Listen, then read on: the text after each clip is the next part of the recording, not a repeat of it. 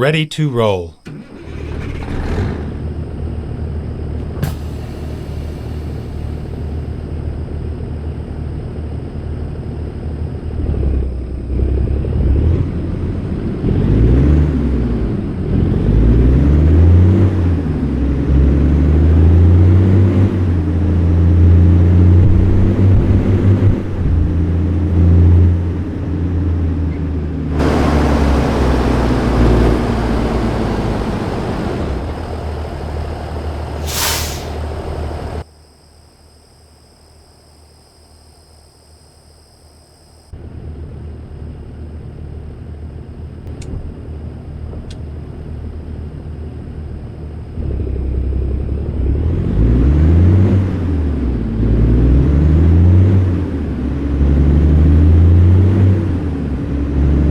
Stay left, and then turn left. Turn left.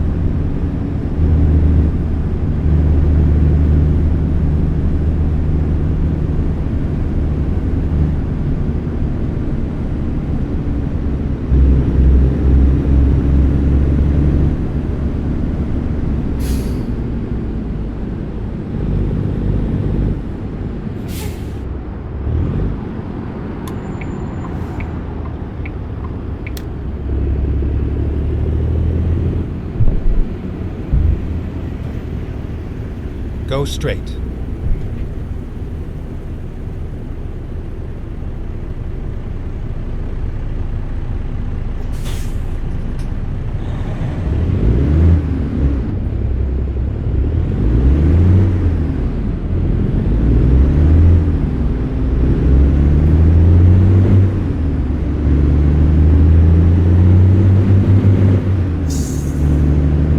Go straight.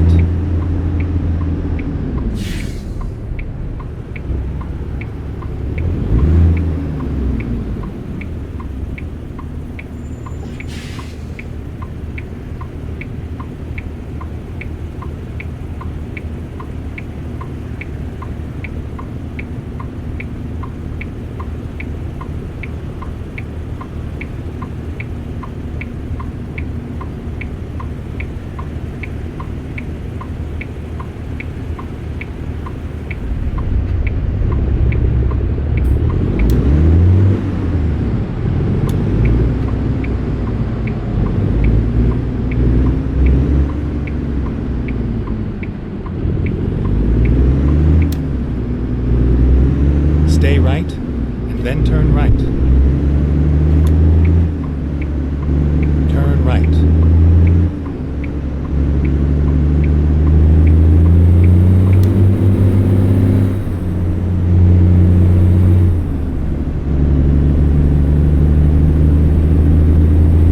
Caution, please mind the speed limit.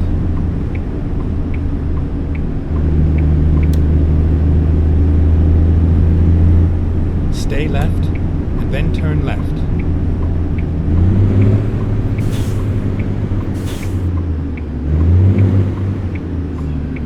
Turn left.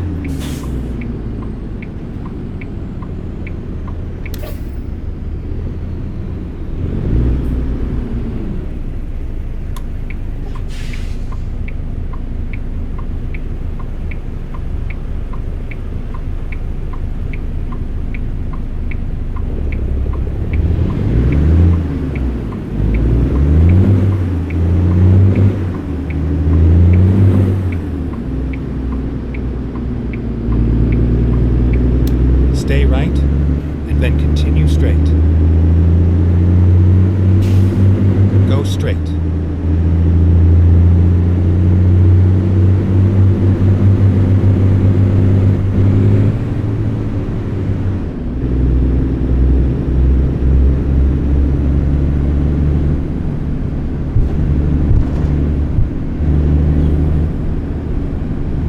Go straight.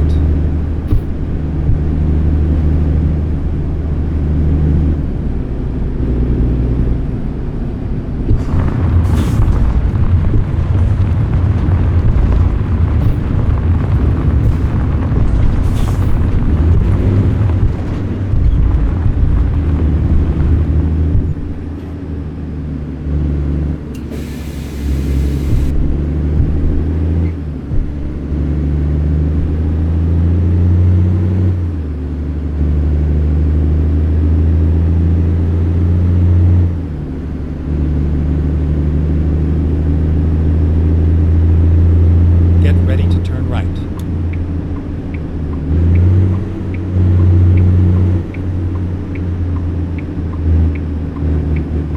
Turn right.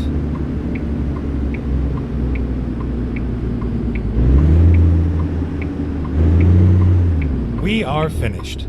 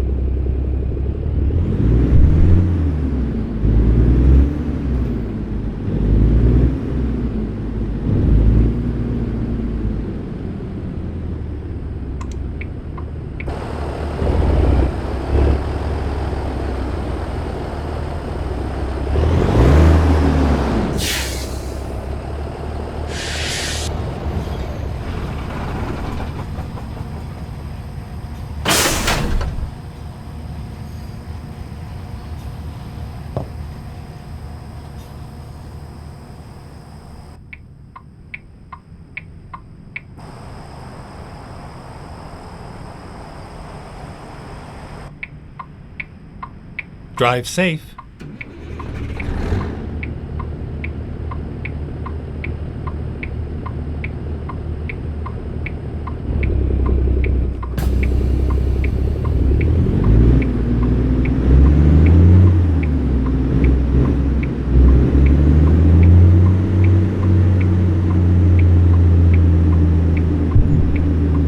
Turn left.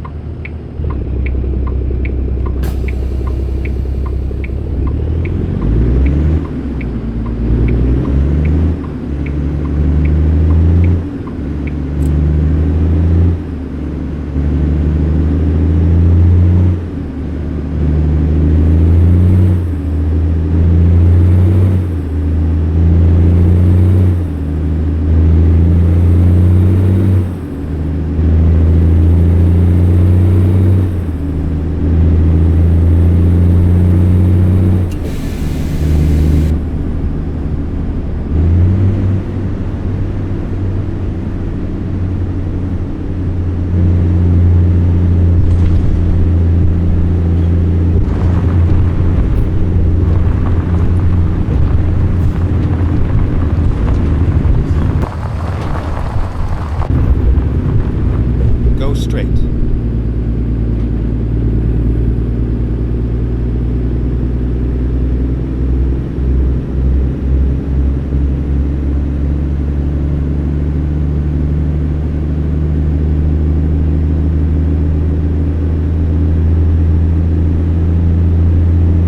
Stay right, and then continue straight.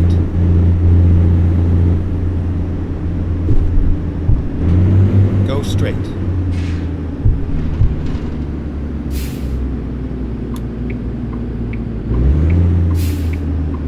Stay left, and then turn left. Turn left.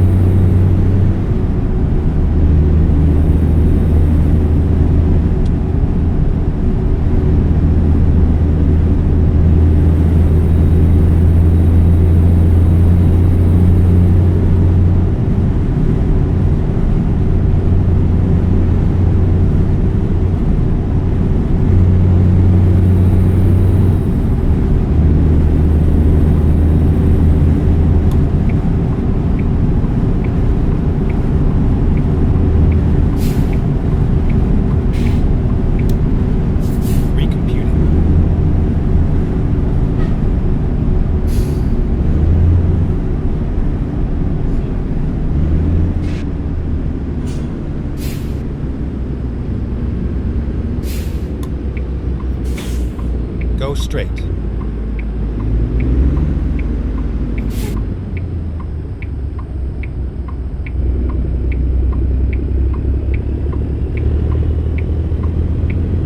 Never mind. I'll find a new route.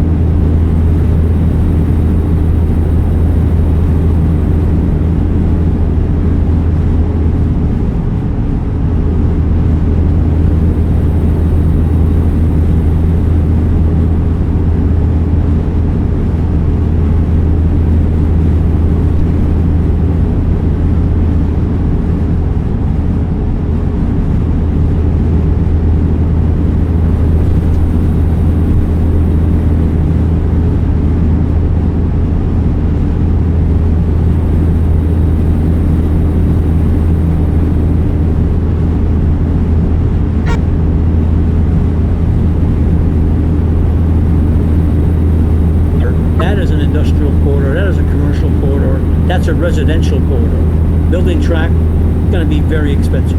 Try pushing a track down to Union Station on a high-speed rail train through Toronto.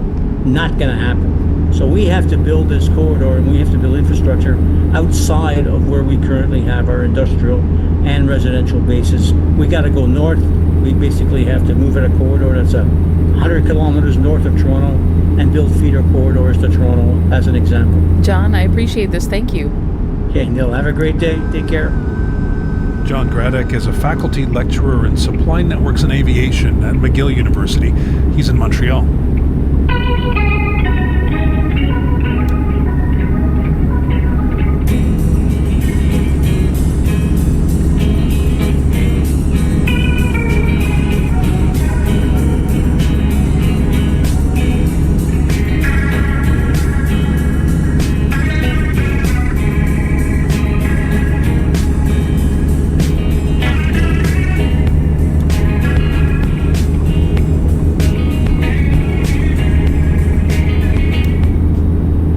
If you missed the beginning of our program, you missed hearing about Kevin, a pigeon that is both blind and semi-flightless and much loved by his keeper, Luis Valdez. Recently, Kevin went missing. Mr. Valdez owns an auto repair shop in Texas, and one of his customers unknowingly drove off with Kevin in the back of their truck. But fortunately for Mr. Valdez and Kevin and all of us who were stressed, police found him and returned him.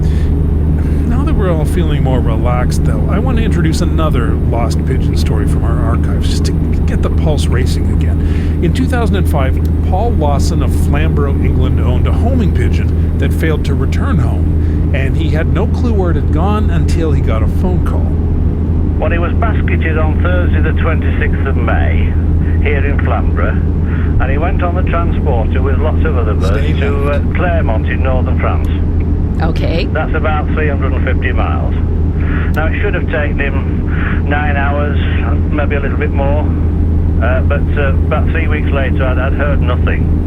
And do you want me to carry on telling you the story? Absolutely. Well, this gentleman called Chaz Rains rang me up with a broad Scottish accent, and he said, "Mr. Lawson." I said, "Yes." He says, "I've got your bird." But my Scottish is not very good, by the way, so bear with me. "I've got your bird." I said, "Well, where are you?" He said, "Lomond platform." I said, "Where the heck's that?" And he said, "It's 120 miles east of Aberdeen in the North Sea." I said, "Oh, really?" He said, "I've been trying to get hold of this bird," he said, "for about a week or so." He said, "It's been here a while." He said, "But it wouldn't come anywhere near me." I said, "Oh, right." Anyway, he says, "I've been feeding it some porridge oats." He said, "We don't have any corn under the rig." I said, "Oh, really?" So what we did was, he said, "Well, look, there'll be a ferry going back to Aberdeen in the next few days. So that's really good of you, you know, I'd appreciate that. He's gone to a lot of trouble, this chap." So from there, about 2 days later, he rang me up again. He said, "We've not been able to get it on the ferry." He said, "Because there's fog in the North Sea and the ferry's not coming out." So he said, "What I'm going to do," he said, "is send it on the helicopter to Glasgow." So you put the bird on a bird. Right, yeah. So the bird was sent then on the helicopter to Glasgow. Now, as he'd gone to such a lot of trouble, I thought, well, the least I can do is to send a courier van to pick it up. So I organised a courier van to pick it up, but it came back in a little cardboard box. Now tell me. None the worse for wear, might I add. Now tell me, what did you first think when you got that call and you found out that this little bird had ended up on an oil rig in the North Sea? I thought it was one of my pals played a joke. Stay right. I honestly thought it was one of my pals played a joke. But if you look at the map very carefully, instead of coming up northern France and taking a left over to us, what it's done is it's gone straight up through Belgium, Holland, Denmark, and across the North Sea that way. From 2005, guest host Maureen Brosnan talking to Paul Lawson about his lost homing pigeon.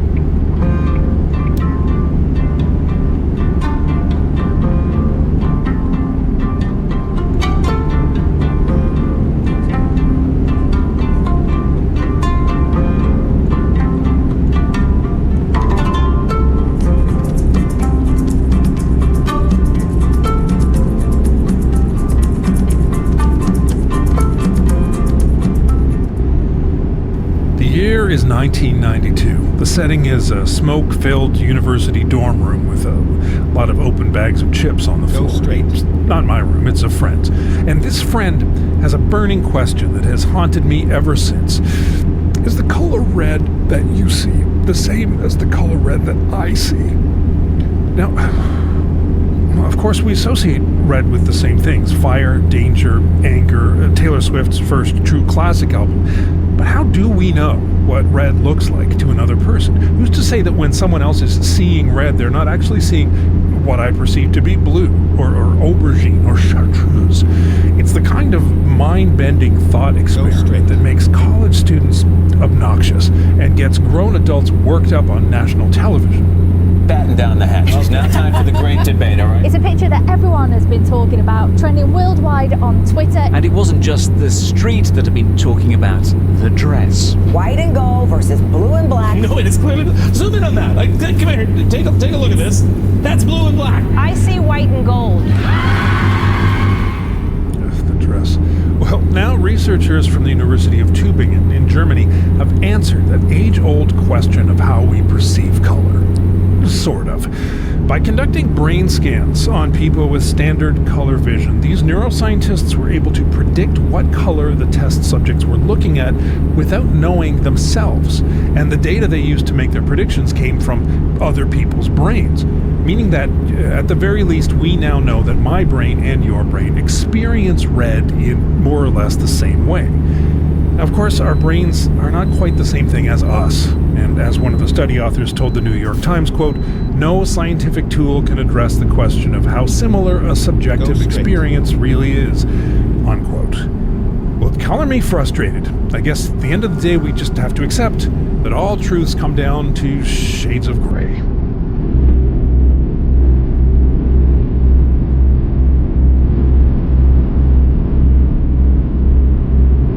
Stay left, and then turn left.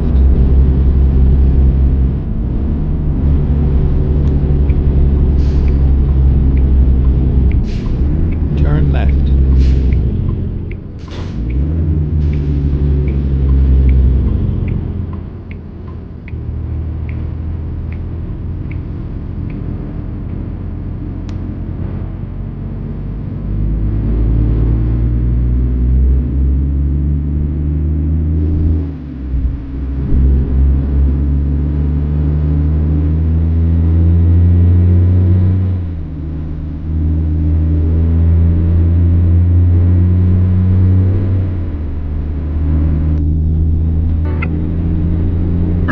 Strikeout, 2 hits. After the Jays win today, CJ Rivas, as Locker told you, has been fined by the Canadian Football League for the high hit.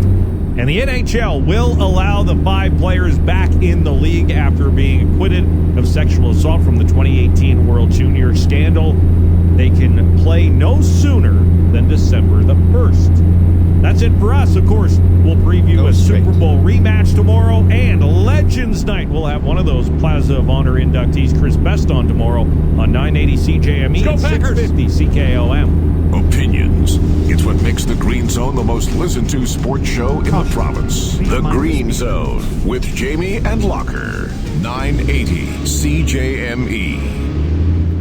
Apple is back at PC Place. I'm John Gormley. One of Regina's original computer stores is once again your go-to for Apple. Forget the big box runaround. From custom orders to expert advice, PC Place has the Apple products and people to make it easy. Plus, you'll get the same local IT service and 24/7 support they're known for. Over 30 years in Saskatchewan and still making tech simple and secure. Trust the local PC OGs. Start at PCPlace.ca. When's the best time to buy a new Volkswagen? Right about now. The Volksfest sales event is here. Finance all 2025 Volkswagen models from just 0% for 24 months. Or lease the fully electric ID Buzz for 0% for up to 48 months. Plus, get up to $1,000 Volksfest bonus cash on select Volkswagen models. Only until September 30th. See your local VW dealer today. Conditions apply. Volkswagen.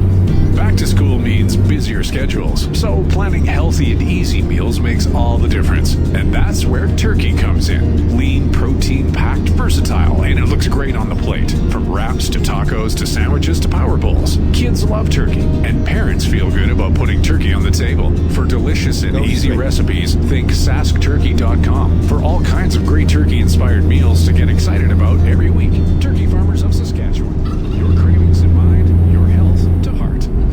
980 CJME. News, talk, sports. A Rolco radio station. It's 6 o'clock. Here's what you'll remember about today, September 11th, 2025. The Prime Minister unveils his first list of major nation-building projects, and it includes a mine in Saskatchewan. We know that critical minerals and mining are industries of national interest in and of themselves. The Conservative leader is not impressed by today's long-awaited announcement. This is pathetic. And the FBI says it's exhausting every lead to find Charlie Kirk's killer. We are and will continue to work nonstop until we find the person that has committed this heinous crime. In Saskatoon, cloudy at 23, and in Regina, cloudy, it's 25 degrees.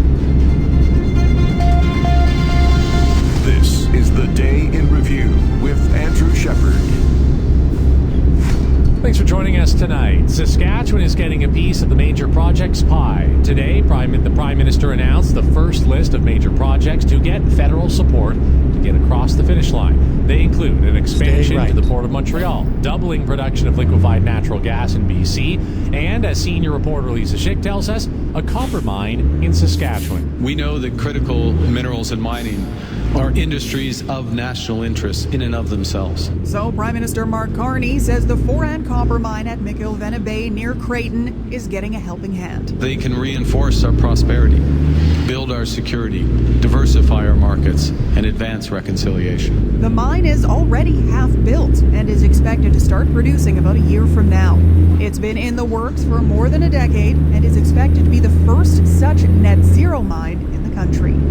In Regina, I'm Lisa Schick. The Premier was expecting more out of the major projects list. He's still on his trade mission in Asia, but sent a statement along with the Finance Minister. Scott Moe says his government is pleased to see the Saskatchewan mine on the list, but he's concerned about the lack of uranium projects or pipeline projects. Moe says the Major Projects Office and bill don't solve the regulatory problems that have been stopping large development in Canada. The Conservative leader is not happy with this first list of major projects. Pierre Poilievre says the Liberal government is not moving nearly fast enough. The message to Mark Carney and the Liberals is they need to do one thing. Get out of the way. Get out of the way. Poilievre says all these projects need to go ahead is the removal of, quote, Liberal anti-development laws and taxes that make them impossible to build. The FBI is asking for the public's help as the manhunt continues for Charlie Kirk's killer. It's released photos of a person of interest and is offering a $100,000 reward to find him. Bo Mason with the Utah Department of Public Safety laid out the breakthroughs in the investigation so far. After the shooting, we were able to track his movements as he moved to the other side of the building, jumped off of the building, and fled off of the campus and into a neighborhood. They also found a high-powered bolt-action rifle in the woods nearby, which is believed to be the murder weapon. We are investing everything we have into this, and we will catch this individual. Mason says the suspect appears to be of college age, blending in well. Kirk was a conservative activist and was shot in front of a large crowd during one of his debates at a university in Utah. President Donald Trump says Kirk was an advocate of nonviolence, and that's the way he'd like to see people respond to his killing. While boarding Air Force One this afternoon, Trump says he spoke with Kirk's wife today. We had a long talk, and she's devastated. She's absolutely devastated, as you can imagine. Trump plans to attend Kirk's funeral, which he expects will be held in Arizona next weekend. Today marks 24 years since the 9/11 terror attacks. Brian G. Ahern. Jeremiah Joseph Ahern. Joanne Marie Marie Eladio. Victims' names were read aloud by loved ones at the 9/11 Memorial in New York. Americans are marking the anniversary with solemn ceremonies, volunteer work, and other tributes honoring the victims. Firefighters and other first responders are still dying from cancer after being exposed to the debris, and there are still 1,100 victims who have not been officially identified. Saskatoon police are significantly busier than they were last year, on pace to receive 15,000 more calls than 2024.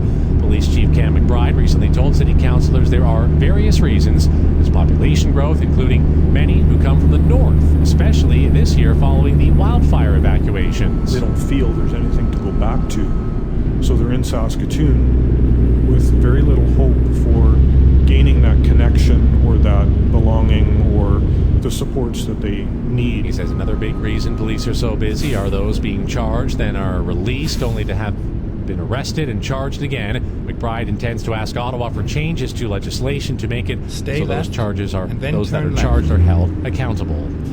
A man is getting a life sentence for the murder of a woman on Okonee's First Nation. James Stonechild pleaded guilty to killing Amanda Keewatin about a year ago. Police found Keewatin at a home while responding to a report of an injured person. Stonechild was also given no chance of parole for 10 years. Teddy bears and face his charges, including dangerous driving causing death. There is still no word on what caused the crash, but police say the crash does not appear to have been intentional. The window the SUV crashed through was right in front of a parking spot, and now Ontario plans to ban parking outside childcare centres. A new list of names and a new location. Turn left. Saskatchewan Roughriders are ready for the Plaza of Honor night. New plazas outside Gate 4 of Mosaic Stadium. Near the train tracks, former O-lineman Chris Best, assistant coach Alex Smith Sr., and running back Steve Molnar will be added to the Plaza of Honor, which features a ton of Rider legends. Chris Best can't believe his name will be amongst them. To have my name up there with all those people, just, I don't know if it's fully hit me yet, you know, I touched it, I felt my name, I'm going to take a few more pictures of it, but like that's something really special. These three will be officially inducted at halftime during Saturday's game against Montreal. It's 6:07. Live, local, 7 days a week, 980 CJME. Go straight. In Saskatoon and central Saskatchewan, partly cloudy tonight with a 30% chance of showers, risk of a thunderstorm, low 12. Tomorrow, a 30% chance of showers, risk of a thunderstorm, high 22. Partly sunny for Saturday with a 30% chance of showers, high 23. In Regina and southern Saskatchewan, partly cloudy tonight with a 30% chance of showers, also a risk of a thunderstorm, down to a low 13. Then tomorrow, a 60% chance of rain, maybe a storm, high 21. Showers on Saturday, high 21. Across Saskatchewan, the Battlefort's 25, Prince Albert 20, Swift Current 24, Weyburn 25, Estevan 26, Yorkton 25, Moose Jaw 25.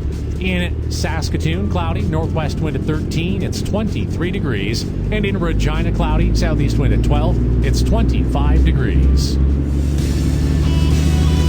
Now time for sports from the Green Zone with Jamie Nye.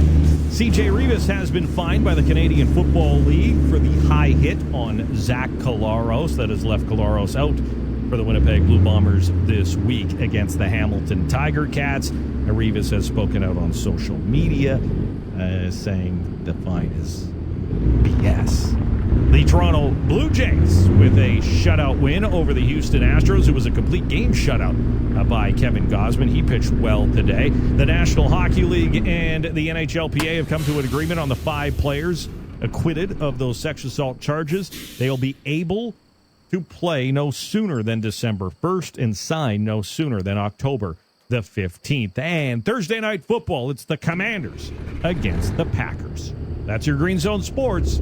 I'm Jamie Nye. This is the day in review. It's 6:09. Still ahead. Somebody wanted him silenced. Who? We don't know. Reaction after the assassination of a U.S. political activist. That's next on 980 CJME and 650 CKOM. We've got that rider pride. Cheering and singing and screaming for the green and white. Go, Riders, go! 980 CJME.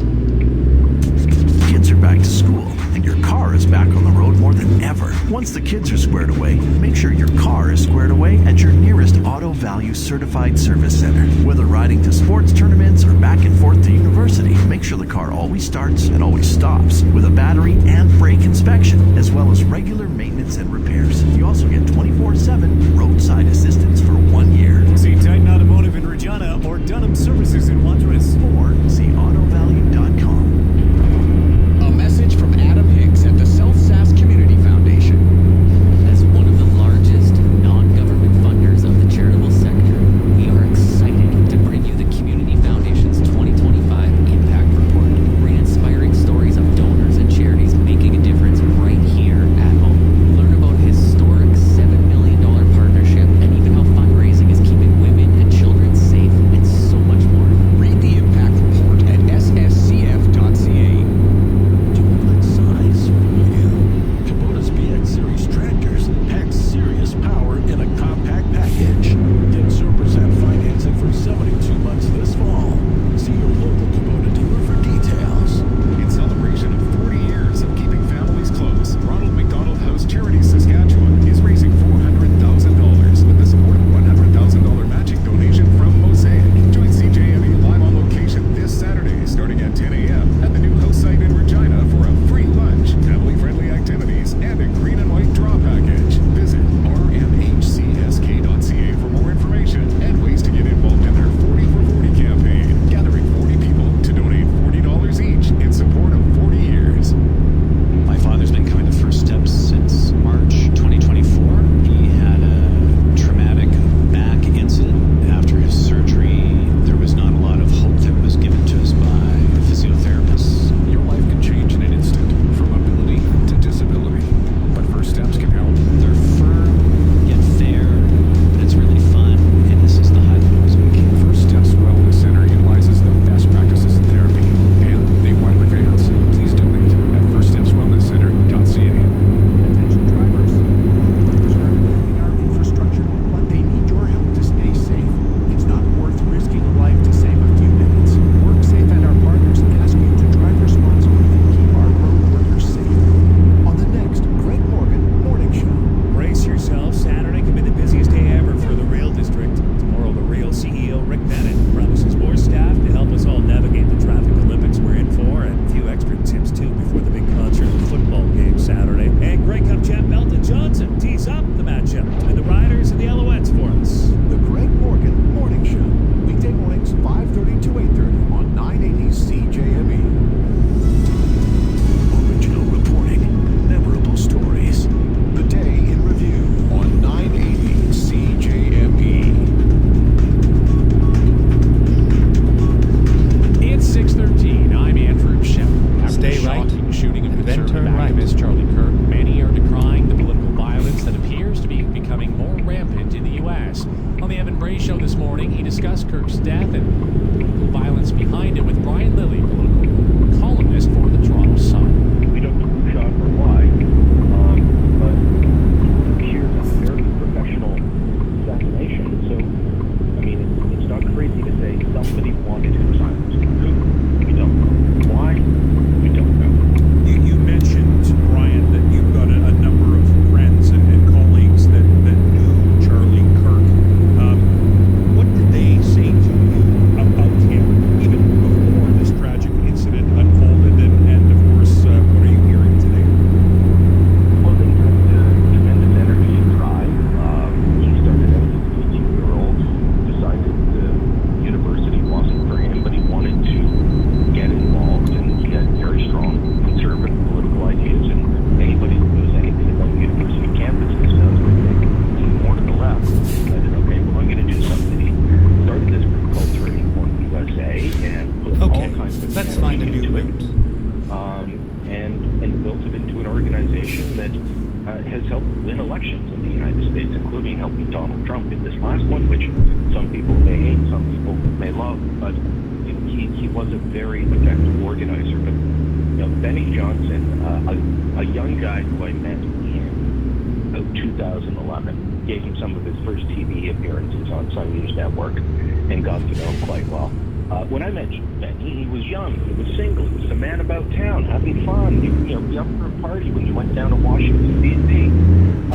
Now he lives in Florida. He runs a very successful business and is very much a man devoted to his wife and kids. And he was on Fox News last night and described a story that he was talking to Laura, and he told a story that he said, Laura, I've never told this one before. Here's the clip.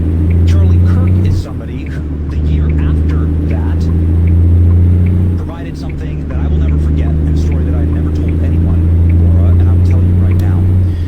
There was a horrific fire on my block in Washington, D.C., right after a mass shooting when D.C. defunded their police. We had just brought home our newborn baby, and the lives of my wife and my newborn child was under threat.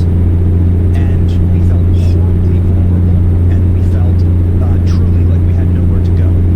Charlie Kirk allowed me and my wife and my family, my young family, to stay in his condo here in Florida and to search for a new home, to have refuge and shelter when our home had been horribly fire damaged and when bullets rang out on my block that could have struck my family. And Charlie was there for us, and he never asked for anything in return. This is why, in fact, I live in Florida. My family has quintupled since then, in children and in blessings, and it's because of Charlie. Pretty powerful stuff, Brian. Really powerful stuff. That's Toronto Sun political columnist Brian Lilly. Now with the day in entertainment, it's What's Trending. Well, the story perked up a lot of ears. Britain's Prince Harry joined his dad, King Charles, for tea yesterday at his home in London. It's the first time the two have met in almost 2 years. The new Forbes list is out. The world's richest, Elon Musk, isn't number one anymore, by the way. For celebs, Stay left, Jay-Z, Jerry and then exit Seinfeld, left. Rihanna, Kim Kardashian, Taylor Swift, and Oprah all in the top 10. Unknown number, the high school catfish, has Exit highly left. moved Netflix viewers. Social media groups keep discussing it. It's now the biggest global hit for Netflix. Summer 2026, Rhode Island, very private. This is not what Swifties want to hear. People magazine claims sources say that the Taylor-Travis wedding will be the furthest thing from a public spectacle. Very few details will be leaked. Britney Spears hitting back at critics who called her out for dog messes all over her house. She says, shame on those who judged my home. She says she loves her home. That's what's trending. I'm Shauna Foster. This is the day in review.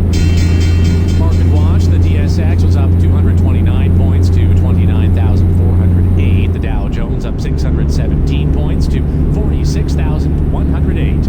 Oil down $1.30 to $62.37 U.S. per barrel. The dollar up 5/100ths of a cent at 72.23 cents U.S. You can collect your share of dough in the wake of the alleged bread price fixing scheme. The claims process is now open in the $500 million settlement involving Loblaw Companies and its parent company, George Weston. Eligible Canadians who bought bagels, pita, tortillas, and other packaged bread anytime between 2001 and 2021 claim compensation by submitting a form by mid-December. Proof of purchase is not required. Now, the Agribusiness Report. The Saskatchewan landscape has taken on a very familiar look. Farm equipment and the busyness of harvest. Brian Andrew is on his fields outside of Craven. So how's it looking? Well, our summer was a little cooler, so the crops are a bit delayed, but the yields are good, and we've had a warm stretch now. He's conducted us on the... I think he was having a great time, both him and his wife. After the war, for 3 years, Humboldt ignores requests to return to Berlin. The factor that finally forces him back is the fear of losing his wife's estate to the French. In fact, the night he arrives, he finds a French lieutenant colonel snoring in his bed. At this point, Humboldt has little choice but to remain in Prussia. But Berlin is not the same city. The king and his family, fearing for their lives, have fled to Königsberg, a port city in the Baltic coast. The royal court followed him. This would be the more conservative and upper-level aristocrats. Berlin falls into a political vacuum. Prussia, now a client state of France, is forced to pay huge reparations. The country is broken and needs to be reborn if it is to raise this money. This gives birth to the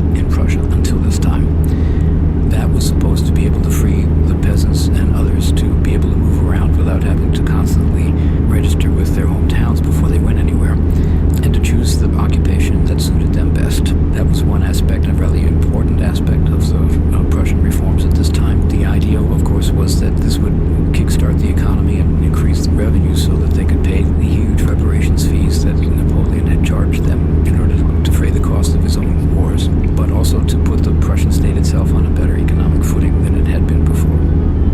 High on the reform movement's list of priorities is education, a topic that was near and dear to the king's father. Well, already under Frederick II, the great king of the middle 18th century, we had what was called an enlightened despotism regime. Frederick wanted complete control of policy, but he also understood that education was important for the success of a modern state. So he began to initiate moves to improve education, but it didn't get us very far. The idea of having at least a population that is at least partly literate was an Enlightenment idea that went back already for decades, but actually enacting it was not necessarily something that conservative regimes wanted to see happen. It was only under the pressure of the Steinhardt-Beck reforms that this idea got expanded to a complete reform of the whole system. When Humboldt arrives in Berlin, everything has been flipped on its head.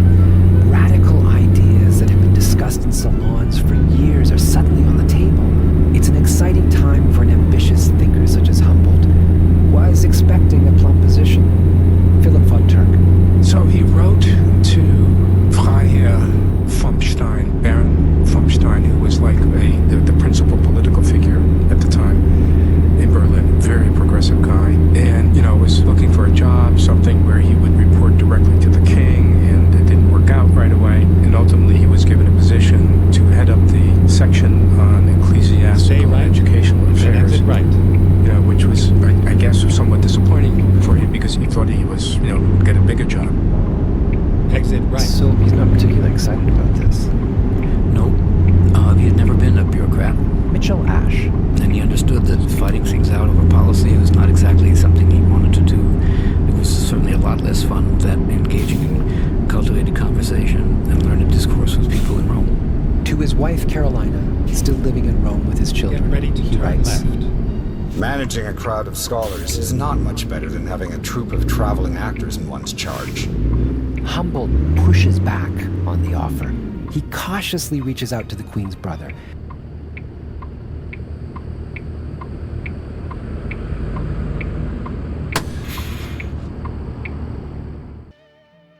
Let's do this.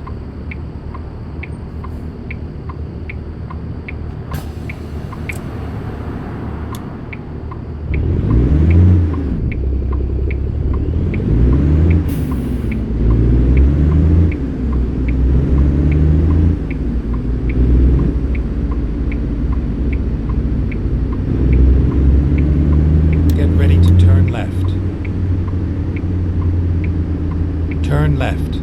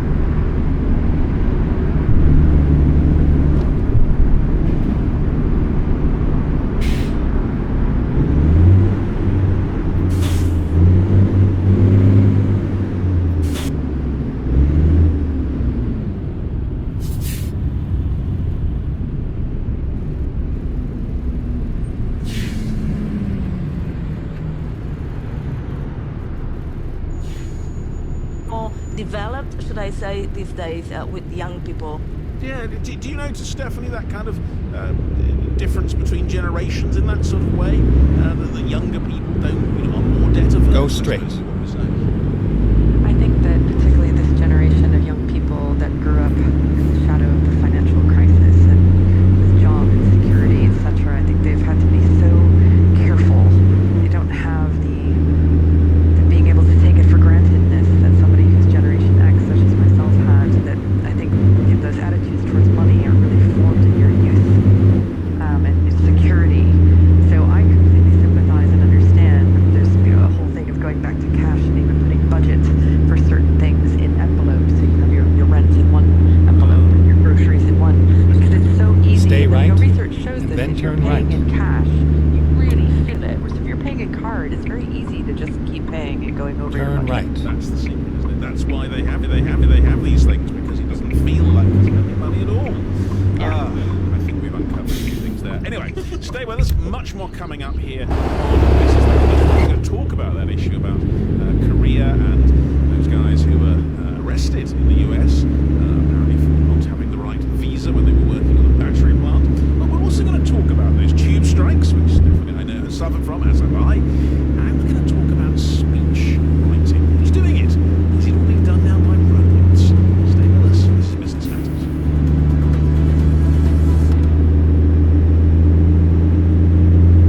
More back with Business Matters in Go just a straight. second, and in 60 minutes' time, Tech Life learns about robot sailboats. They're going to be collecting data on that hurricane as it goes in to try and predict where the hurricane's going to land, how severe is it going to be, which areas should you evacuate. At 2 GMT, don't miss Outlook. Since March 2020, the crew of sailing cargo ship the Aventure have been locked out at sea by the pandemic.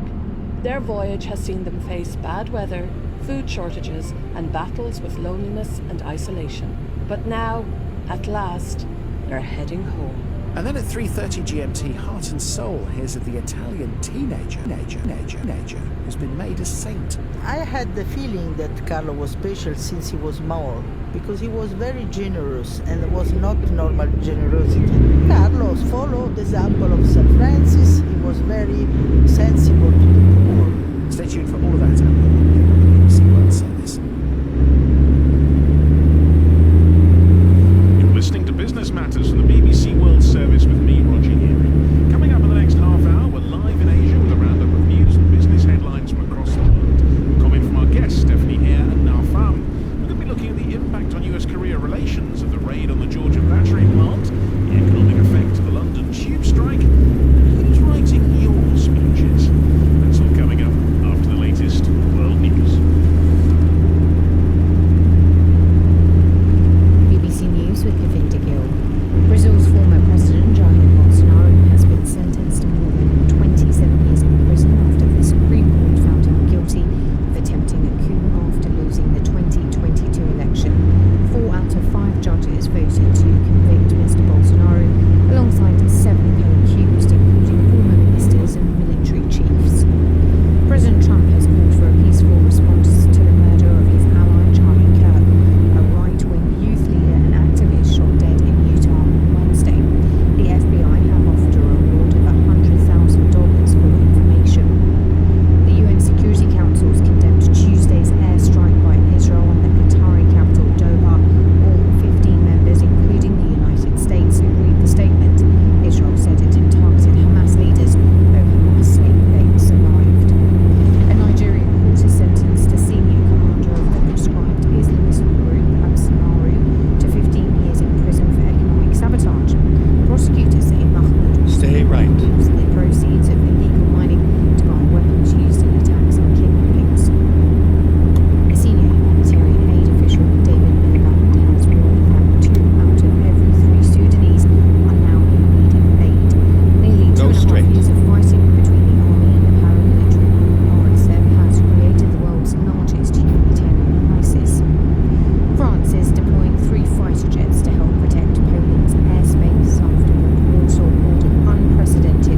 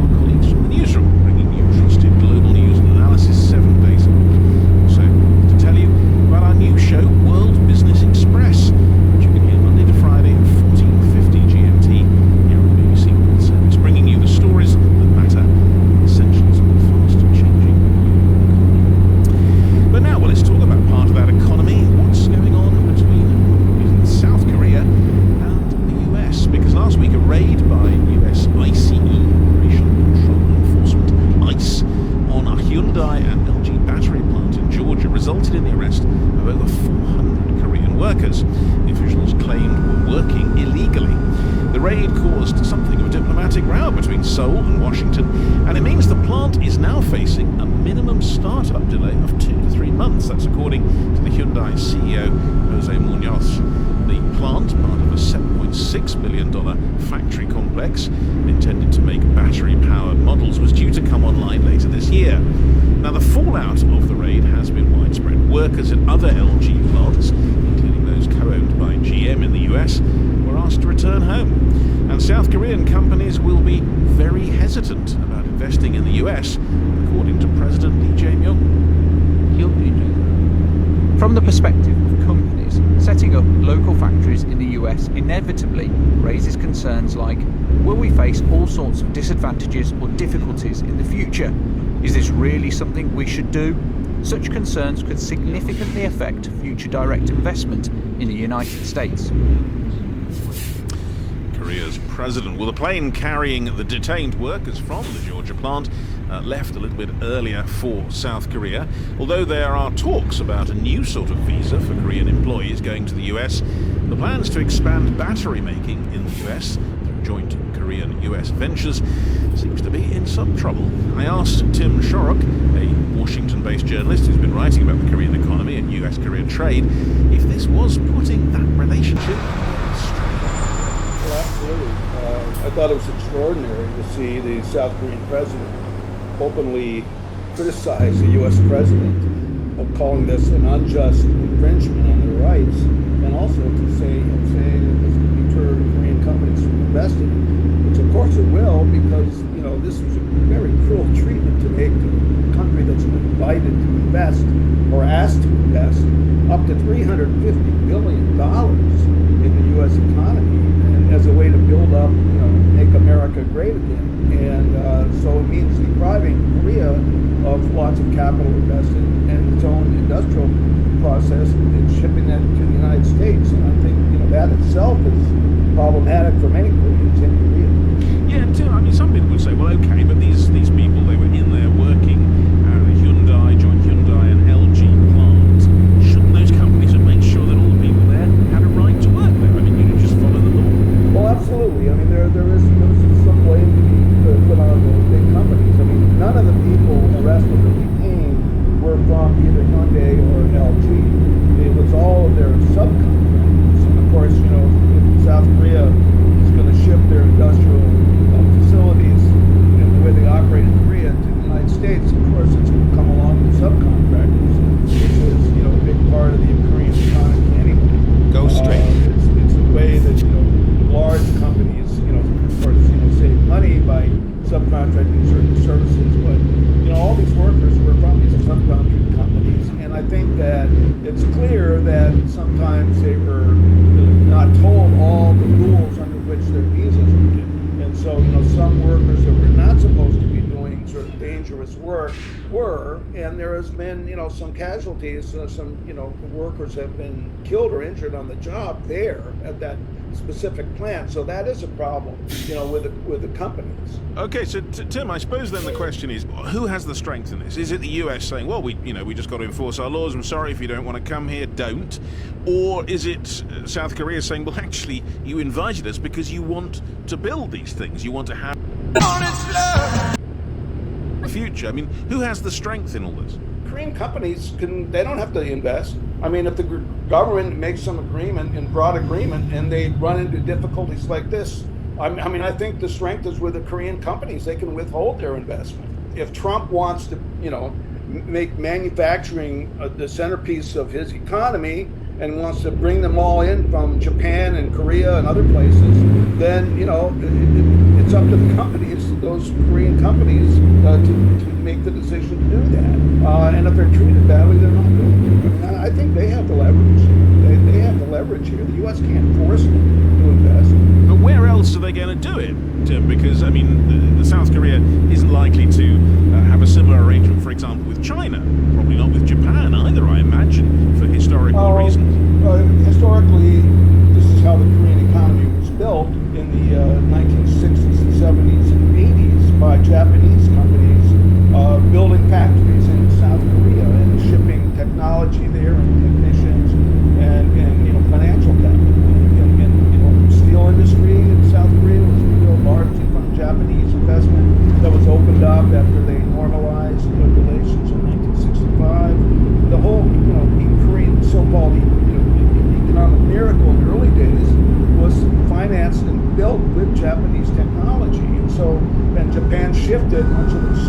manufacturing, low-level manufacturing in Korea, and they moved up in the chain in high tech. And I think that's what's happening now with the South Korea and the United States.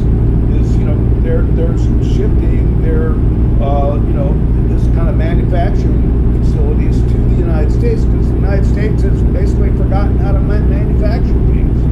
Our industrial economy is in deep trouble. Tim Shorrock there speaking to me earlier. Now, what's your take? I mean, do you think that places like South Korea are beginning to wonder about the welcome that they're getting in the US? Definitely, and I think people in Taiwan actually watching it very, very closely, because Taiwan actually has the same problem with Taiwanese workers in the US. The biggest semiconductors manufacturer in Taiwan, the TSMC, is building 5 factories in Arizona, and they also are facing the same accusations from the US. Not only authorities, but also population about mistreatment of that, like local workers and preferential treatment to Taiwanese workers there. So I think that's a very big problem that the US government needs to look at and to resolve in order to attract not only investment but also know-how from more developed technology, economies like South Korea or Japan or Taiwan. Yeah, Stephanie, it's an odd situation, isn't it? Because the idea was that these big companies would put their factories in the US. They would give US workers jobs. But in the initial phase to actually build the factory, they seem to need to bring in their own workers. But then they don't seem to be either filling in the right forms with the visas, or perhaps the visa situation is too complicated to work. Well, the South Koreans actually don't need visa to get into the US, the same as the Taiwanese. So I think there is some misunderstanding there in between the visa schemes for them. Yeah, and Stephanie, what do you think about this? Is it one bit of the US government not really thinking what the other one is doing or knowing about?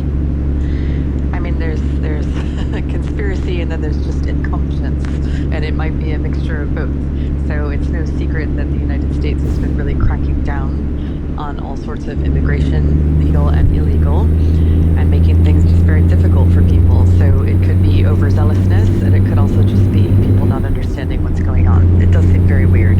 Yeah, and also, if those factories don't get built on time, we now know that this one at least is 3 months delayed, maybe more. The benefits aren't going to be there, are they, Steph? No, and it's also going to be really bad for encouraging further investment into the United States. I mean, this is where politics starts to meet the hard road of economics. People don't have to invest in America.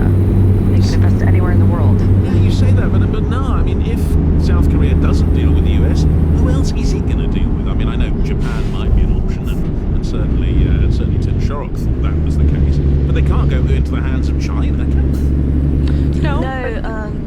Sorry, no answer, then I'll bring Stephanie in. No, I don't think China and South Korea are working very well together. But South Korea has huge markets in Southeast Asia. Like they've been building factories up in Vietnam, in Cambodia, in other countries. So they do have outlets for their investments. And indeed, they are among top investors in Vietnam, where I am now. I don't think they're in really dire need to invest in the United States, and that got to be looked at. Yeah, and Stephanie, that is a problem, isn't it? They could go elsewhere, maybe. There are other places they could go. I think this is something that we're seeing, is that for a very long time, really since the Second World War, we've seen a sort of American world order. There was the Cold War, so certainly since the 1990s, it's very much been an American world order. That is no longer an assumption, I think, that the United States can rely on. And as we've just heard, the Asia-Pacific region is a target-rich environment for investment. And political stability is a big part of that now, and being friendly to immigration also. Yes. The Americans say, no, my way or the highway. They say, okay, we'll take the highway then. Talking of highways, or little roads that are being rather overused in London today, where Stephanie and I are, it was pretty chaotic, we mentioned at the top of the programme. Getting into or across London the last few days was, let's say, difficult. The capital's underground rail system, the Tube, has been closed by a strike over pay and conditions for drivers. It's been very stressful for commuters, but more than that, it's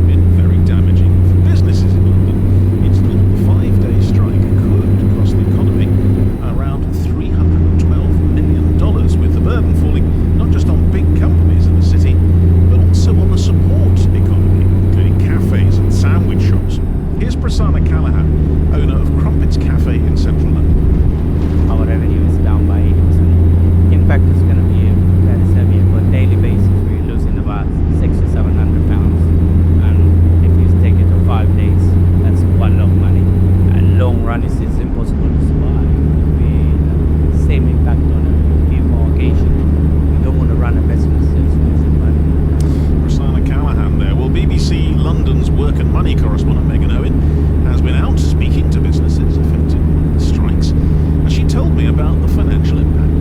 It's been pretty big. You know, the capital's economy really relies on people flowing through the city, and that really hasn't happened as much this week. We've got reduced productivity as staff struggle to get in and out of the office. We've got shops, restaurants and leisure venues experiencing weaker footfall and lower consumer spending. But also you've got, as you were mentioning, the congestion on London roads adding to delays and of course then lost output. So lots of things going on here to impact London and the UK economy. So to that point, can we actually put a figure on how much this is costing? There have been some predictions. So the Centre for Economics and Business Research suggests that the strikes could have a direct economic cost of around £230 million. That's reflecting the loss of around 700,000 working days across both Transport London and the wider commuter base in London. But it thinks that the true economic hit is likely to be much, much higher once the indirect effects are considered. So that lost productivity and lower retail spending. But also the UK's nighttime economy could lose £150 million through the strike this week, according to the Nighttime Industries Association. And that comes at a time when the sector has already been hit by previous strikes. But walk me through the ways in which this does have an effect. A lot of people say, well, hang on, a few years back we had COVID, everybody worked from home. People surely can just work from home, surely? Yeah, but I think the difference is that local businesses have told me that they just in the last year started to see people coming back to work in the office, and that was a real relief for them. And this is going to be another major blow. I spoke to one cafe in central London, Cafe Caffeine, which predicted that it would lose £10,000, another would lose £3,000. So pretty damaging. And also they've highlighted the impact on their suppliers as well, the sort of the knock-on effect of these strikes. And as you said, sort of many had said they only just got back on their feet after COVID, the cost of living crisis that happened in the UK recently, and also taxes for employers have also been recently hiked up. So this is just the latest blow on top of a number of hurdles. And obviously it's just the difficulty and the frustration of people trying to get in. Now you got in today, how did you manage? I got in through cycling, and it was absolute chaos on the roads. There are a lot of people who shouldn't be cycling at the moment, who are picking up these bikes you can get on the side of the road, and it's not really very safe, is it? It's not very safe, and there's lots of business people in their smart suits on electric vehicles. It was a bit hazardous, I think, this morning, but managed to get in, and here we are speaking, so both of us managed to get in. We did. Now, you'll have to forgive Stephanie and I for a moment. We're going to exchange horror stories. So, Stephanie, you had to get somewhere today, I guess? Do you know what? I'm very lucky because the overground is still working. Yes. So if you are someone who's near an overground station and you can get to the Elizabeth line, you can almost still get around London. You have to be a little bit clever, and there's often a bit of walking at the end, but I have survived. Yes. That said, I got caught out last night and walked home for an hour and a half. It's a disgraceful hour because the Elizabeth line shut down, and I was not the only one cursing. Yes. Oh, well, there was a lot of cursing going on today on lots of spaces. Me too, because I had to walk up from Waterloo, and there was a thunderstorm. Of course, it's a thunderstorm. I'm trying to walk through crowded London, trying to avoid bicycles. So there we are. We've got our groaning and moaning out of the way. Now, you live you're currently in Hanoi, which I think is a bicycle city almost entirely, but presumably none of these things matter. You don't get strikes on buses or anything like that, do you? No, it's actually not bicycle, but motorbikes, and yes, no strikes at all. But also, in Taiwan, in Hong Kong, where I live, I've never seen any strikes at all in the public transport system, not in the metro, not on buses. So, yeah, I really feel sorry for you guys having to deal with that. We'll take that. Yes, we're happy with that, I think. But the other thing, Stephanie, is it is pretty obvious that it does have a huge economic impact, and there may be perfectly justifiable reasons for industrial action, but it has a huge effect on so many people who have no control over how much people are paying. I mean, this is it. I was thinking about this with all of the workers who are having to come in to clean offices or provide food for the whole city, nurses who are trying to cross town. It's just, it makes everything that little bit harder, but that's also the purpose of a strike.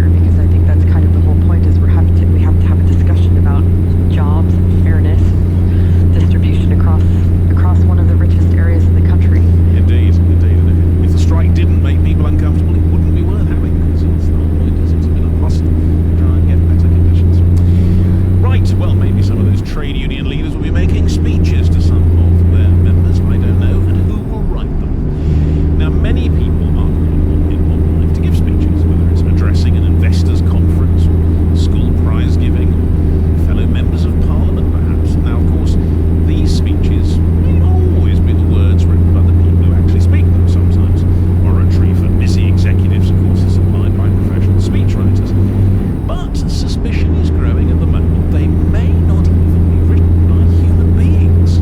The British opposition MP Tom Tugendhat has suggested some of his fellow parliamentarians are delivering words written for them by AI. I rise to speak, I rise to speak, I rise to speak. ChatGPT knows you're there. But that is an Americanism that we don't use. But still, keep using it, because it makes it clear that this place has become absurd. Oh dear. So is this a common practice in business as well as politics? I asked Brian Jenner of the European Speechwriter Network. It's a very disturbing trend, and I think it's also, many years ago, PowerPoint makes it easier in the minds of the speaker to construct a presentation. So AI is just the next level, and it's brilliant for solving problems. The problem is the core audience, which is supposed to be the focus of the speech, is what gets neglected. Well, I'm taking from that, Brian, that you're not that impressed by what ChatGPT can do in the way of wonderful oratory. One of the interesting things is that this does draw attention to the fact that for the past 50 years or so, we have not been training young people to write speeches. And one of my soapbox things is that you will find somebody who leaves school at 16 or 18, who's a smart sort of tradesman, will be able to write a better speech than an Oxford.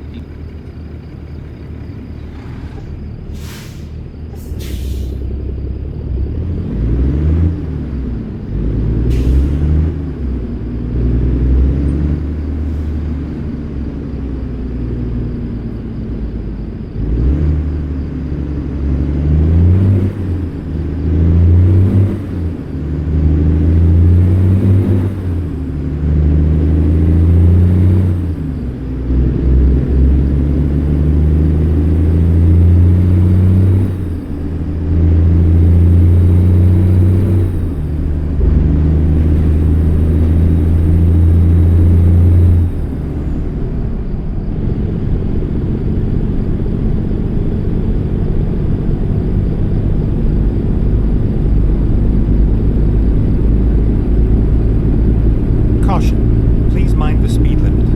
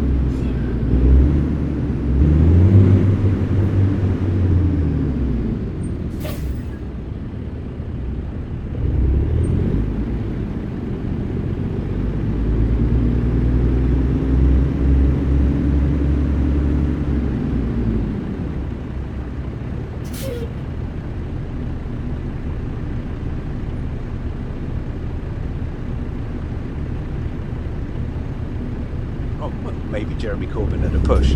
But these guys have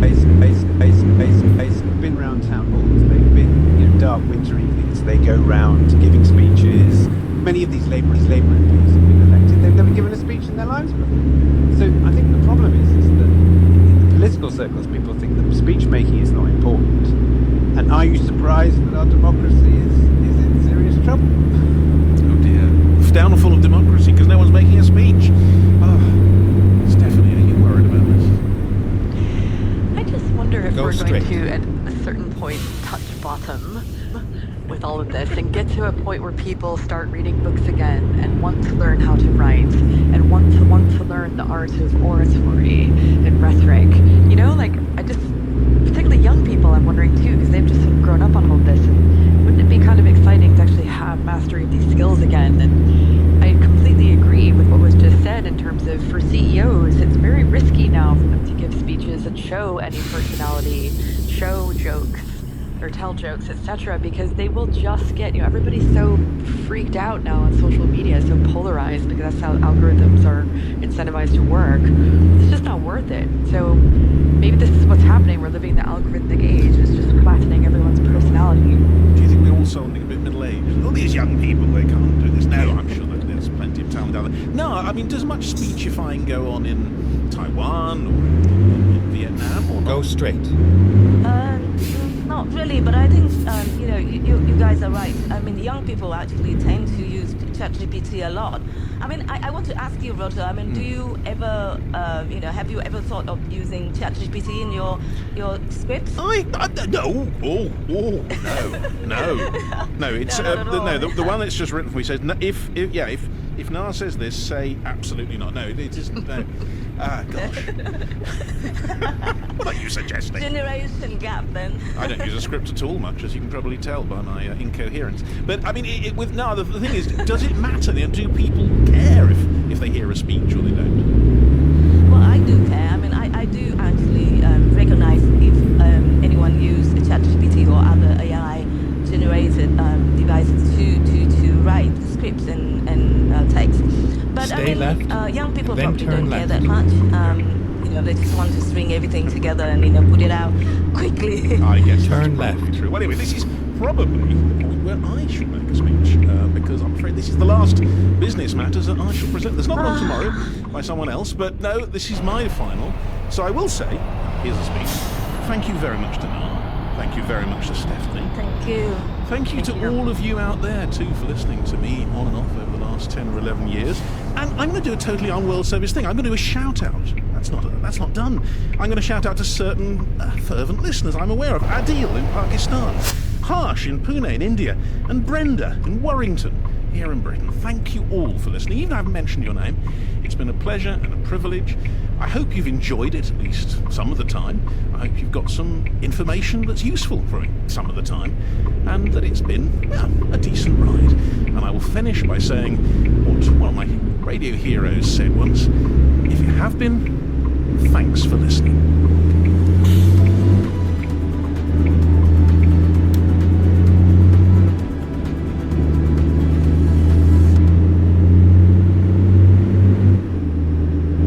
This is the BBC World Service, explaining the world.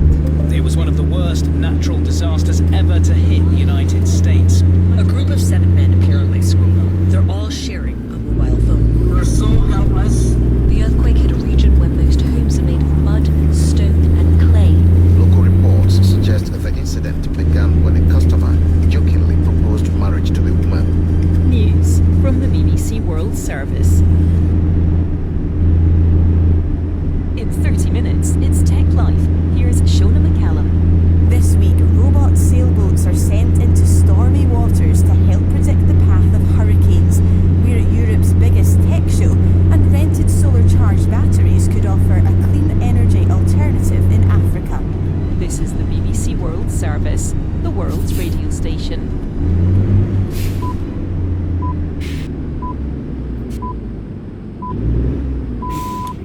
At 1 o'clock GMT, welcome to the newsroom from the BBC World Service. I'm Paul Moss. Brazil's former president, Jair Bolsonaro, has been found guilty of attempting a military coup and been given a heavy prison sentence. This is the first president who's been tried by the Supreme Court and could impact Brazilian politics for many years. We report on the murder of Charlie Kirk, the hunt for his killer, and the further polarization which the US now faces. They are at war with us. Whether we want to accept it or not, what are we going to do about it? Also in this program, Venezuela mobilizes its armed forces as American troop carriers hover off the coast. A rare unanimous UN Security Council vote condemns Israel. And your call is very important to us. Please hold. We find out what music people want to listen to when they're on hold. All of that after this bulletin of international news. Hello, I'm Govinda Gill with the BBC News.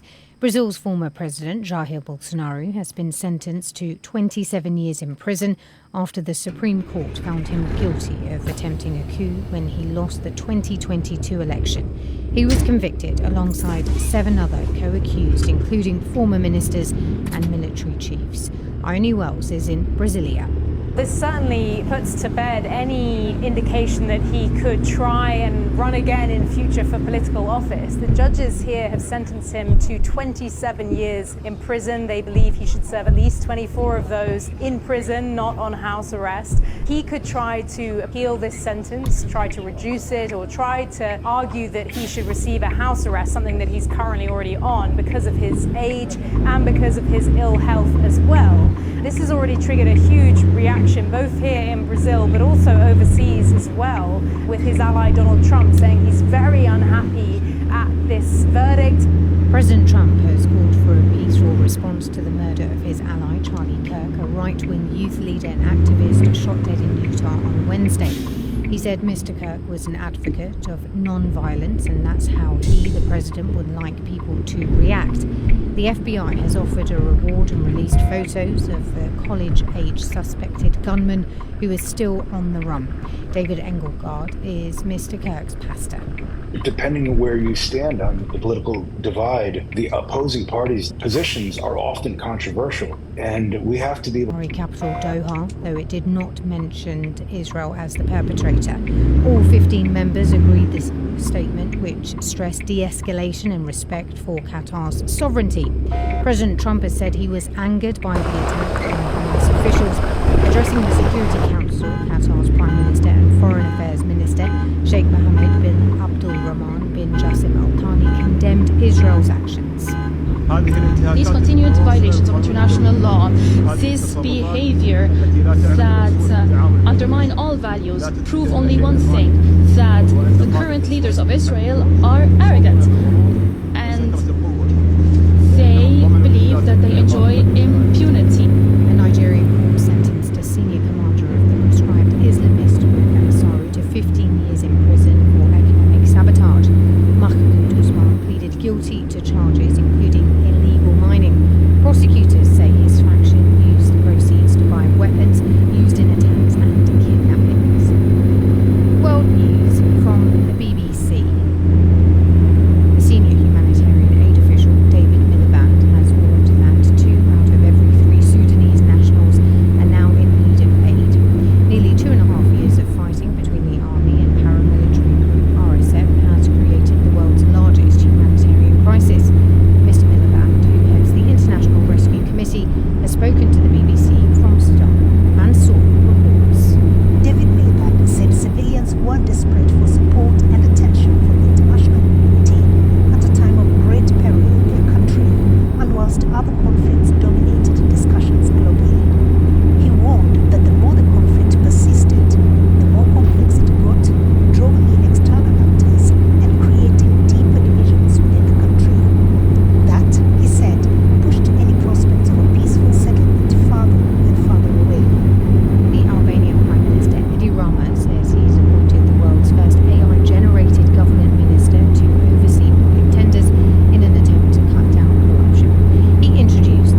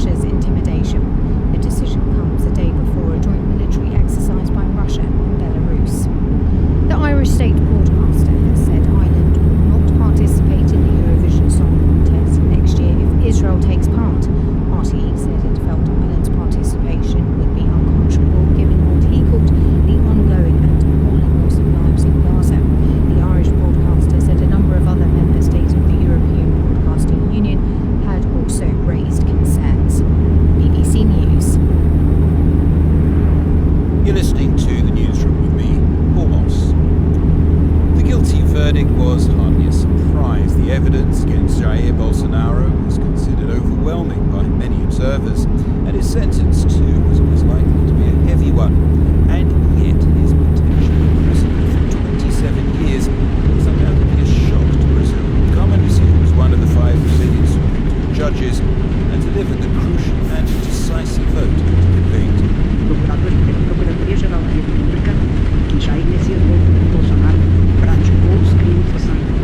So a man who was president until relatively recently, a politician whose supporters still treat with exceptional devotion, this man has effectively been found guilty of betraying the democratic nation he claimed to serve, certainly betraying its democratic constitution.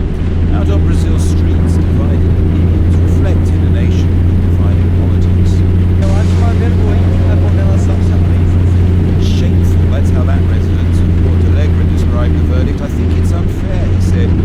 But another resident called it a special day and thanked Judge Cummins for her vote. Hoje é um dia especial, então, cara, tô felizaço aí, sou muito a favor. Muito obrigado, cara. Well, I'm joined from the capital, Brasilia, by our correspondent, Ione Wells. Ione, first of all, it seems to be an open question whether Mr. Bolsonaro will actually go to prison and serve his sentence. Yeah, I think he is very likely to try to appeal this 27-year sentence, both in terms of its length, but also I think he might try to appeal to have it turned into a house arrest, something that he's already currently facing. This is because he's already 70 years old, and he's also been suffering with various health problems since he was shot on the campaign trail during the 2018 election campaign. So I think he may well try to use those reasons to appeal this sentence. But I think, given that this was a very decisive verdict, 4 of the 5 judges voted to convict him, he won't now be able to appeal to have his case heard by the full Supreme Court. His punishment, though, is, as you say, still a little bit unclear. There is also the politically, the Congress, where his party had a majority, is trying to pass a new law to grant him amnesty. The frontrunner, right wing, in next year's presidential elections, has also said that he essentially grants Jair Bolsonaro amnesty if elected president. So there's various different means to which he could potentially face a lighter sentence than the one he's been given, but that is still yet to be determined. Now, when Jair Bolsonaro lost that 2022 election, his supporters effectively went on the rampage. Now, I don't want to preempt reaction to the court's verdict, but presumably there must be worries about where it could lead. Yeah, I think there are certainly concerns that some of his supporters may well want to go out and protest again. What that looks like, we don't yet know, but especially if he does try to appeal, we might see shows of support from some of his supporters. Reaction from his ally Donald Trump in the US, who said he's very unhappy about this, and the US Secretary of State Marco Rubio has said the US will act accordingly to what he described as a witch hunt. So it could be that the US tries to respond. Donald Trump has already used the trial as an excuse to impose 50% tariffs on Brazil and sanction one of the Supreme Court judges. Bolsonaro's son has said that he expects there could be more sanctions on the way from the US. Meanwhile, though, Bolsonaro's critics have been planning hard. Live from NPR News in Washington, I'm pits them against each other, right? They're competing for something that's been offered up by the system, but their inclination is to be there for each other, even though the system says your success depends on everyone else's death. Exactly, and that's what I find so moving about it and so beautiful about it, is that, again, you would think that, I don't know, the way people view human nature and human beings in general is that people would be entirely out for themselves, and these young men are not. They're there to sort of support one another and help one another and kind of fall in love with one another in a way, and don't want to lose one another at a certain point, even, sometimes people, willing to sacrifice themselves for others. And yeah, I found it incredibly moving, and I think that's what makes it so special. And it's incredible to think of, what age Stephen King was when he wrote this, because it's just not what you think a teenager would come up with these kind of relationships. It is astounding to think of him finding that depth, that like the wisdom that the story contains to write it at that age is wild. I know a handful of legendary directors have tried to make this Stephen King story into a film. I read George Romero and Frank Darabont had both tried, and you're the guy who did it. And so now that you've brought up Stephen King, I gotta ask you, like, what's it like? How does this work with Stephen King? Is there like a meeting where you talk about your vision, or does he just hand it over to you and kind of hope for the best? You know, it's kind of a combination. I mean, almost everything I've done has been an adaptation of a novella or a novel, and everybody's works very differently. You know, Stephen had to approve me and had to approve JT, and obviously Roy, my other producer. JT, the screenwriter. I'm sorry to interrupt you. JT, screenwriter, yes, thank you. And so he approved all of us and said, sort of, you know, go for it. I sent a brief little email of kind of top line thoughts of things that I was going to tweak, some certain language things, a little bit of backstory things. There was very minimal things, you know, that I initially thought.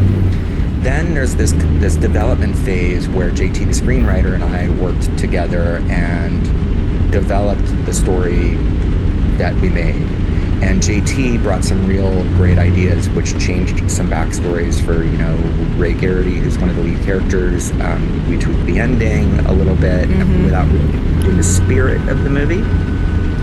And so we made a couple of bold moves, but still we thought we were staying very true, because we're huge fans of the novella, to the story itself.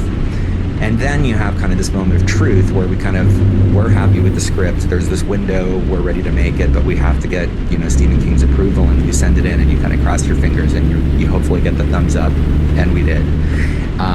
Which was great. He liked what we did, and he said, go for it. And we had this window, and Lionsgate wanted to make it, and it was the right season, and I wasn't working on anything, and it was kind of perfect timing, and it came together very, very quickly. Wow. That had to be so nerve-wracking to like wait and hear what he said. I read that he had one non-negotiable for you about making the film, which was that we had to see these teenage boys being shot. We had to see them die. Yeah, I mean that was kind of a non-negotiable for me too. So I wouldn't necessarily say that was a sort of a deal point with me as much as it was, I think, probably the studio. I think, you know, there's a... Which I understand, I think that's probably one of the reasons maybe I made earlier, is that I think, you know, studios in general are very wary of horror movies and violent movies and intense movies, and unless they're like clearly horror genre movies. And, you know, you would be doing this story and the novella a disservice if you were to water all that down and try to make this a PG-13 movie and change the language and change the intensity and take out the violence. I mean, you know, it was originally written as an allegory for the Vietnam War, and a huge part of that story is the impact the violence has on these young men and what they see and what they witness, and losing their friends, and how horrible it is and violent it is. And you just can't take that out. And so I completely backed that. I would not have made the movie if somebody wanted it to be PG-13 and we had to water it down. And I understand his reservations too, in worrying that, I don't want to hand this over and have, you know, a room full of executives water it down. But Lionsgate got behind us. We made the movie responsibly, and we could keep it as intense as we needed it to be. A really interesting thing happens while you're watching it too, or at least it happened for me. Like the first time somebody got shot, I was like, like I couldn't catch my breath, and I kind of like covered my eyes. And then as the film progresses, you care more and more about these characters, but you also become desensitized to the violence of it. And in reflecting on that, I was like, I think that's part of the power of the movie. You're showing us how quickly we become desensitized to this kind of stuff. Yeah, and I mean, the boys actually say, I think it's the second death in the movie, and one of the young men, I'm going to get the dialogue wrong, I don't have it memorized, but it says, you know, I keep hoping that part gets easier, and the other one says to him, that's what I'm afraid of. And it's that it happens very quickly, that it's the emotional value of the deaths start to change as you go throughout, because you're emotionally connected to those characters, and so you're more emotionally connected to the loss. But the violence is still a part of it, and there's some of that is still very, tough to watch. I wanted to ask you about building that emotional connection for the audience with the characters, because when the film starts out, we know that all of them except for one is going to die, right? That's not a spoiler, that's the premise of the actual film, right? And so as, JT, the screenwriter, and yourself as the director, you have to make us care about and invest in these boys, even though we know that we're going to lose all of them throughout. How did you tackle that problem? It's interesting because I never really saw that as a problem. I mean, part of what I like about most of the stories that I adapt into movies is they usually are these kind of genre mashups, and I would say this is sort of part war movie, part horror movie, part drama. It's hard to sort of pinpoint the kind of movie it is. But if you look at it like a horror film, you sort of go into a horror movie and really, you have 10 teenagers enter the woods, probably one is coming back. Stay left. And it's that is a sort of a system, and a structure that has been done many, many times before, and I wasn't really worried about that. What I was really concerned with was making sure that emotionally we were invested in the characters, that we were invested in their relationships and their relationship dynamics, and how those relationships sort of spoke to theme and the relevant themes, and why I think the movie is relevant now, even though it was written about Vietnam so long ago. And that was kind of what was really important. I'll say that, and I also think the physical toll of the walk was very important to me, to sort of cinematically and visually be able to tell that story and have the audience feel the toll of the miles, of the weather, the miles, the sleepless nights, the violence, and seeing and feeling the toll it has on the characters. That was something that was the real struggle, and I think that probably was also one of the real struggles of the other people trying to make the movie. You can feel the toll as the movie goes on. You can feel every single thing that Francis is talking about there. That is Francis Lawrence. I'm Talia Schleicher in for Tom Power here on Q. I'm talking to Francis about his brand new film, an adaptation of Stephen King's novella, The Long Walk, which hits theaters everywhere tomorrow. It's right there in the title, but the thing about this film is that it is literally a long walk. Like 95% of it is this group of young teenage boys walking. So I was curious about how you set up a film shoot to make a movie like this, where the actors have to walk a lot. And as you were about to hear, it was one of the most challenging experiences of Francis's career. That's where we pick it up. Here's more of my conversation with Francis Lawrence. That was one of it was very difficult, but it was also one of the really interesting singular challenges of making this movie, was that I knew from about 5 or 10 minutes in, when these boys started to walk, that this was a movie that was on the move. We were not going to be stopping, until the end of the movie. And we had to build a production that moved, and some scenes are 8 pages long, and you're averaging a minute per page, and so that's 8 minutes. And so for every take the boys are walking down a road for 8 minutes, which is between half a mile and 3/4 of a mile per take. And so you think about a day, I think we were averaging between 12 and 15 miles a day of walking. They walked, depending on how long they lasted, anywhere between 250 and 350 miles, depending on the character, over the course of making this movie. But we had to build a caravan, so the boys are walking truly at speed. We had tachometers that were tracking them, that were tracking the electric vehicles that had our cameras on them. Then we had vehicles for the sound people, the video people, for me, makeup, hair people, and vans, and we would move down a road and then cut, and then everybody had to go back all the way to one, walk another mile down the road, and do it all over again every day for 38 days, something like that. It was an ordeal. But one of the things that we did, we had to build this production that was on the move. But we also, and I insisted upon this, and luckily, really it fell on Mark Hamill and Judy Greer, two of the actors, to be willing to participate in this process. But we shot chronologically, and I think that really helped. Most movies, I'm making a movie now, we're all out of order, which is the standard. That one we started with the boys pulling up and meeting one another and meeting the major and getting the speech and the gun going up and they start to walk, and we went in order from there to the end of the movie, and it really helped. It helped with the performances, it helped with continuity. We were at the whim of weather, so if the script had a scene that called for rain, but it was 100 degrees, it became a hot scene and not a rainy scene. And if it was a hot scene and it was rainy on the day, it became a rain scene. And the boys basically had whatever was on their back, what they were wearing, what was on their back, the props they chose, that was it. And they could day by day choose how many layers, what they wanted to do, how they wanted to use their stuff. And you went for it. And, you know, these are young guys, and they psychologically came into it like the characters, going, we can do this, this is going to be great, this is going to be easy. And about a week in, when they were all sunburned and blistered and walking and losing weight, they suddenly, it dawned on them, just like it does the characters, what they've gotten themselves into. And it was really fascinating to watch how the sort of real activity of these actors matched to sort of character dynamics, and watching them deteriorate and bond.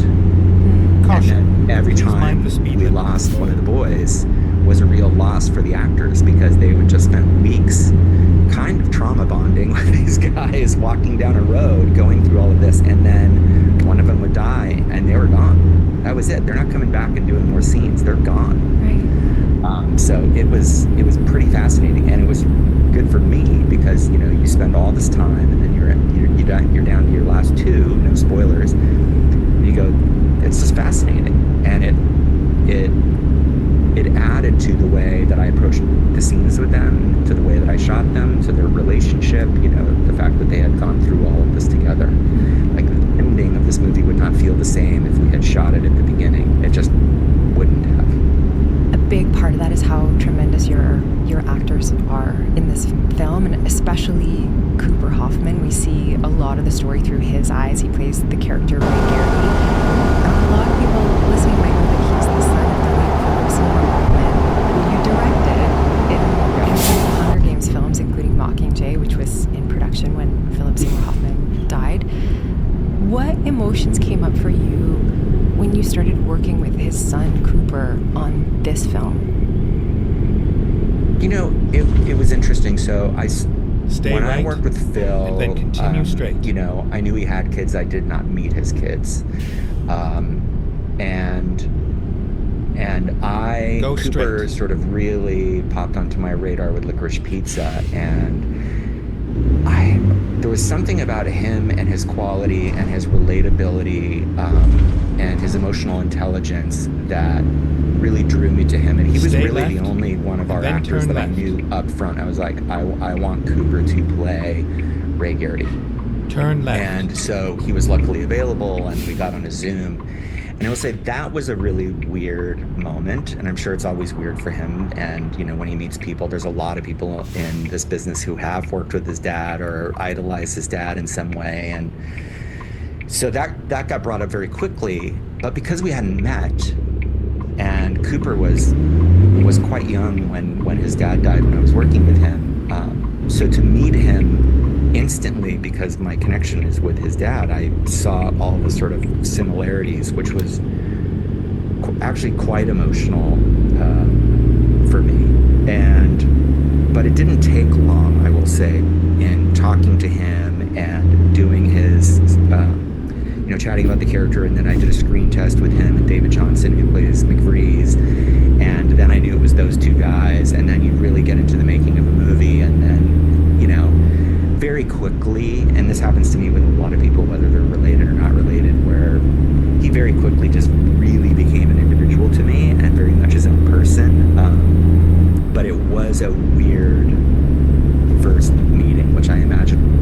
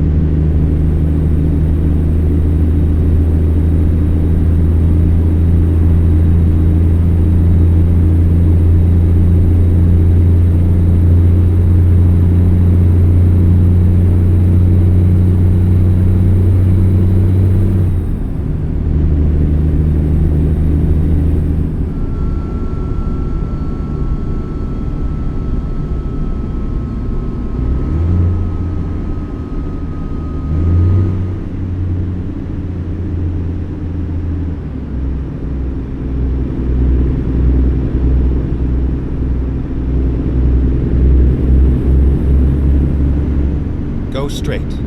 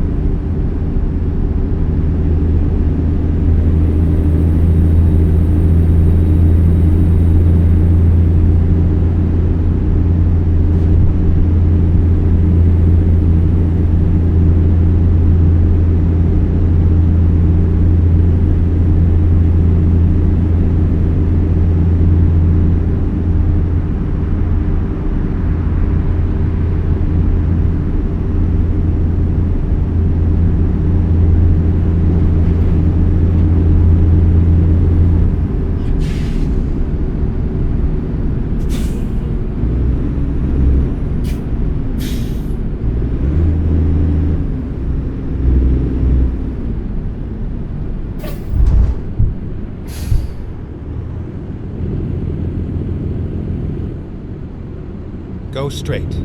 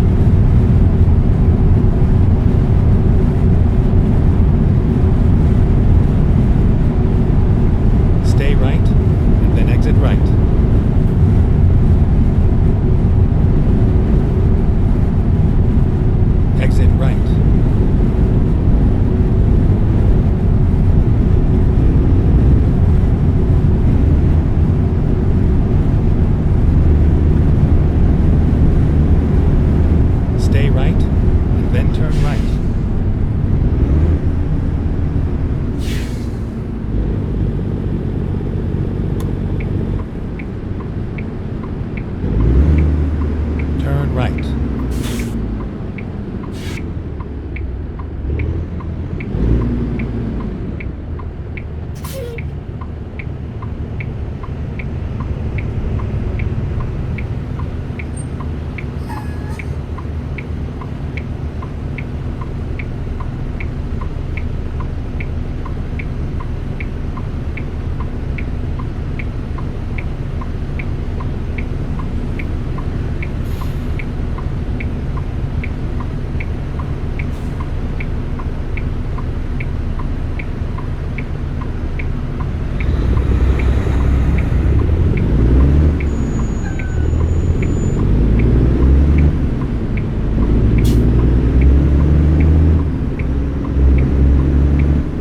Go straight.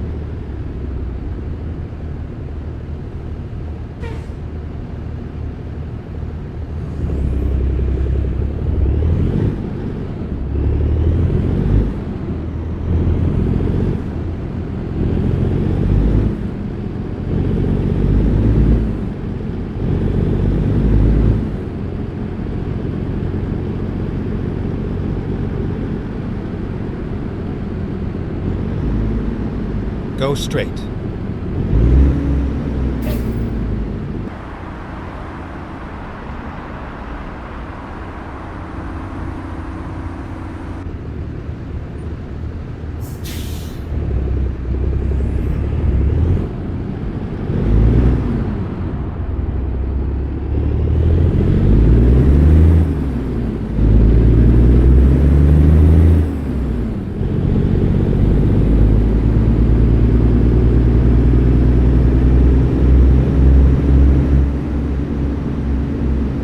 Stay left, and then turn left.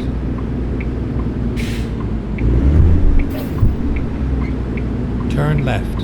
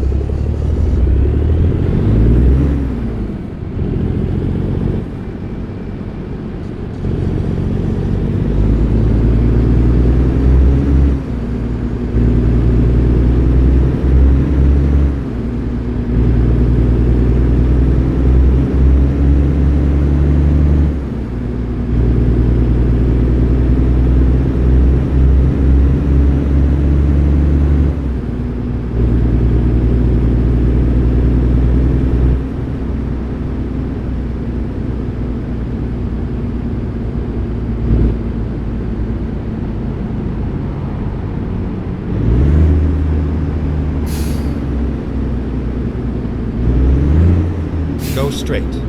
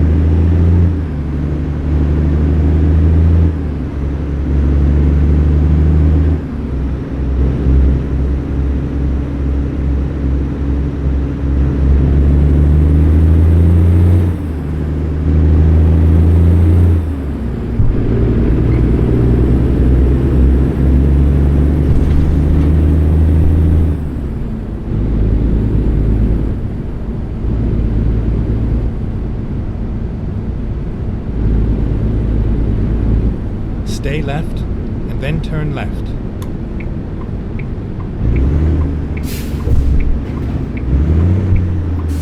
Turn left.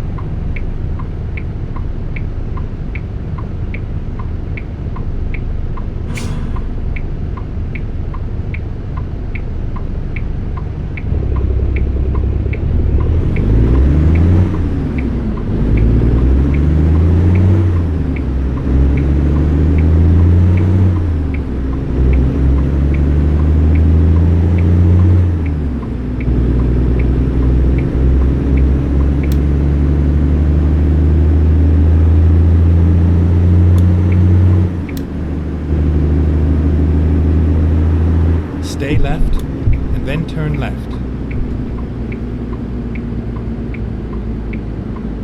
Turn left.